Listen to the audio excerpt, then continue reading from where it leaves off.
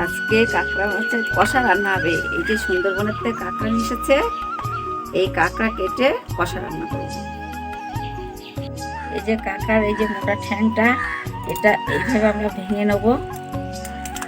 ভেঙে নিয়ে এটা কাঁকড়াটাকে এইভাবে ছাড়িয়ে নেব। কাঁকড়ার এই কড়াতে এইগুলো ফেলে দিতে হয়, এইগুলো বটিতে কেটে নেব।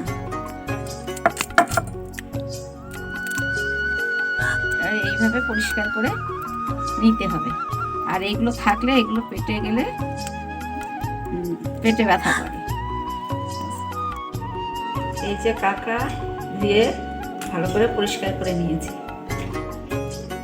পেঁয়াজ, রসুন, শুকনো লঙ্কা, আদা আর এই যে জিরে, এগুলো মিক্সারের মধ্যে দিয়ে পেস্ট করে নেব। লবণ দিলাম আর হলুদ দিয়ে ভালো করে এটা মাখিয়ে নিই।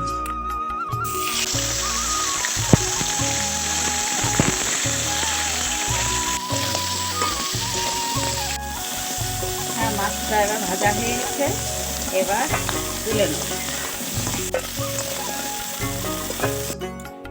এবার কড়াইতে তেল দিচ্ছি, টমেটো কেটে রেখেছি, এবার এতে দিয়ে দেবো।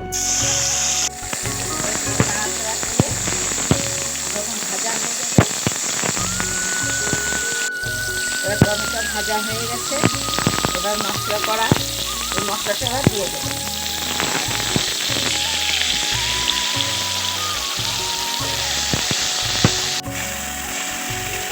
মশলাটাকে এবার ভালো করে কষিয়ে নিচ্ছি।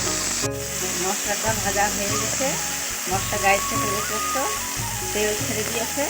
এবার এর মধ্যে এই কাঁকড়াটা দিয়ে ভালো করে নাড়াচাড়া করে এবার জল দিয়ে দিচ্ছি।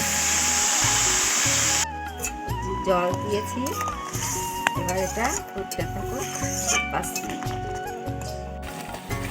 এবার ঝোলটা শুকিয়ে এসেছে, সেদ্ধও হয়ে গেছে। এবার গরম মশলা দিয়ে এবার নামিয়ে দেবো। এবার গরম মশলা দিয়ে নাড়াচাড়া করে এবার নামিয়ে নেব। হয়ে গেছে আমাদের কাঁকড়া কষা।